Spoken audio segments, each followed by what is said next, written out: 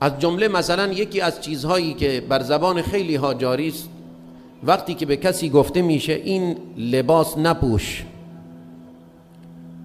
به مردی به زنی به کسی گفته میشه این کاری که تو میکنی خوب نیست، این گناهه، با دهان پر میگه گناه که همه کار گناهه.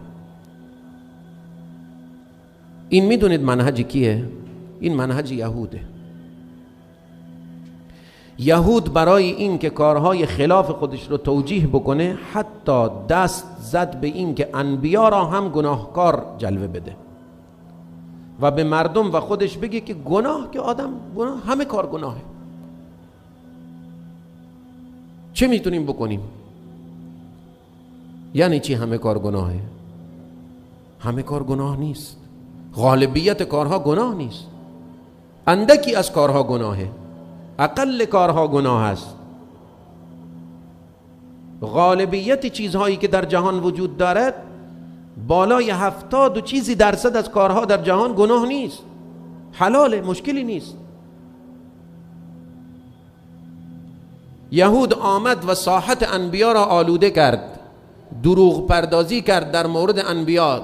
سیدنا ایوب فلان طور بوده، سیدنا موسی فلان طور بوده، سیدنا عیسی فلان طور بوده، حتی به سیدنا نوح تهمت زدن برای اینکه به مردم بگن گناه که آدم میکنه، فراوان گناه میکنه، همه گناه میکردن، انبیا هم گناه میکردن، نعوذ بالله. کسی که به این راه میرود این راه یهود است و این طوری نیست.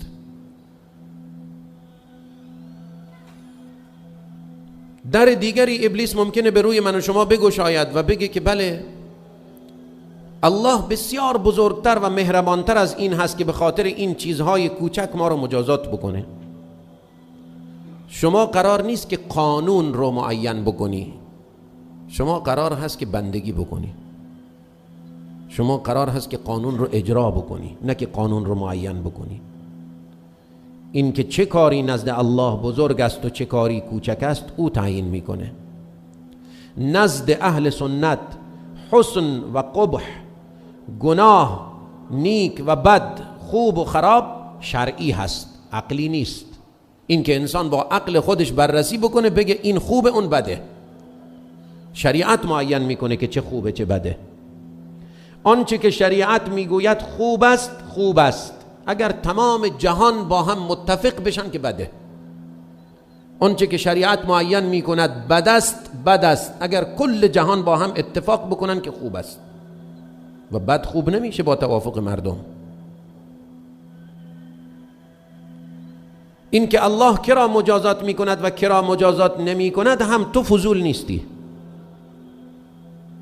به تو هم مربوط نیست، تو هم نمیتونی این رو معین کنی، رب العالمین است که معین میکنه. وظیفه تو استغفار است، وظیفه تو توبه است، وظیفه تو خشوع و خضوع است، وظیفه تو فروتنی و گریه کردن به حال خود است، نه گستاخی که تعیین تکلیف برای الله بکنی که چه میکند و چه نمیکند. اینها همش درهای نفوذ ابلیس است بر انسان که آدم را متقاعد بکند که ادامه بده بر مسیر بد خودش و کار خلاف خودش رو ادامه بده.